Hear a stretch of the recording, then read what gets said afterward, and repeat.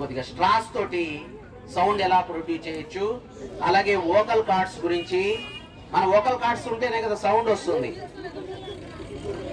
ఇప్పుడు ఇది లేకుండా నేను మాట్లాడతాను అనుకోండి, మీకు వినపడిద్దా? ఎందుకని? ఇది మైక్ అన్నమాట, అది యాంప్లిఫైర్. యాంప్లిఫైర్ ఉండటం వలన పెద్ద సౌండ్ వస్తుంది. అలా కాకుండా యాంప్లిఫైర్లో నేను స్పీకర్లో మాట్లాడకుండా ఇలా మాట్లాడుతున్నాను అనుకో, సౌండ్ రాదు.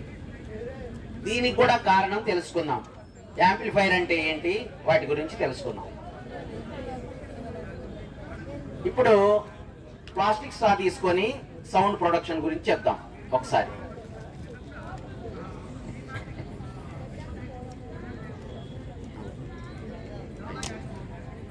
దీన్ని ఫ్లాట్ గా చేసా. ఇప్పుడు స్ట్రాని 2 లేయర్స్ కావాలి నాకు, అందుకని ఫ్లాట్ గా చేసా అనమాట. వైబ్రేషన్స్ కావాలి కాబట్టి దీన్ని కొద్దిగా షేప్ వి షేప్ లో కట్ చేస్తున్నా నేను.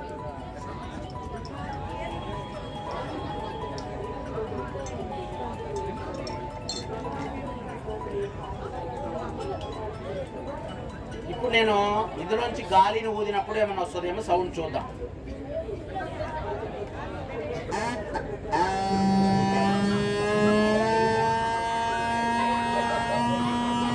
వస్తుందా సౌండ్? రైట్.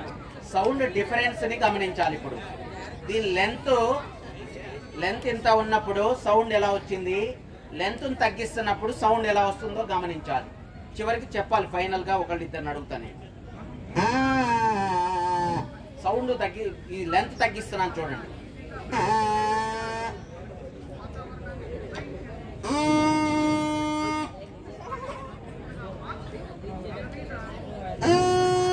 సౌండ్ చూస్తున్నారా? లెంత్ తగ్గిదే కొద్దీ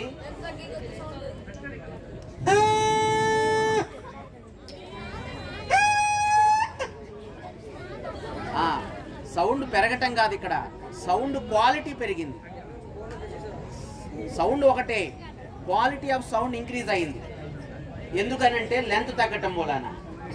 దీన్ని మనము ఇంకొక విషయంలో చెప్తాను నేనేనండి. బాగా మనము పెద్దవాళ్ళు ఉన్నారు, నేను మాట్లాడితే సౌండ్ ఎలా ఉందో గమనించవచ్చు. అదే ఆడవాళ్ళు మాట్లాడితే పిచ్ పెరుగుతుంది, చిన్నపిల్లలు మాట్లాడితే ఇంకా బాగుంటుంది. ఇందాక పూర్తి లెంత్ ఉన్నప్పుడు వచ్చిన సౌండ్ మగవాళ్ళు పెద్దవాళ్ళతో పోల్చవచ్చు. అలాగే మధ్యలో వచ్చినప్పుడు సౌండ్ వచ్చింది, అది ఆడవాళ్ళు. ఇప్పుడు ఇలా చిన్నదైనప్పుడు చిన్నపిల్లలు మాట్లాడితే ఎలా ఉంటుందో అలా. ఎందుకంటే వాళ్ళ వోకల్ కార్డ్స్ లో లెంత్ ను బట్టి ఉంటది అనమాట. ఇక్కడ ఉంది వోకల్ కార్డ్స్, పెద్దవాళ్ళు 20 మిల్లీమీటర్స్ ఉంటది, ఆడవాళ్ళలో వచ్చేసరికి 15 ఉంటది, పిల్లలకు వచ్చేటప్పటికి 10 మిల్లీమీటర్స్ ఉంటది ఇక్కడ వోకల్ కార్డ్స్ లెంత్. అందువల్ల సౌండ్ లో డిఫరెన్స్ వస్తుంది అనమాట వోకల్ కార్డ్స్ లెంత్ ని బట్టి. సౌండ్ యాంప్లిఫైర్ గురించి తెలుసుకుందాం మనం ఇప్పుడు.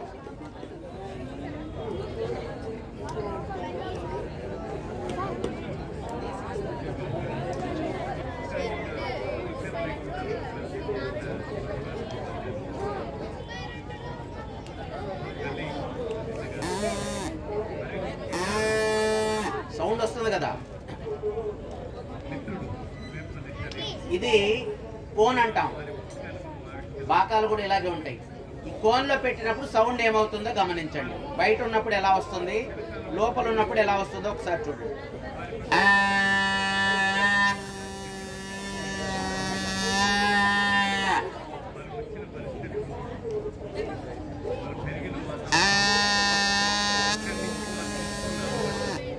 ఇందులో పెడితే ఎలా ఉంది సౌండ్?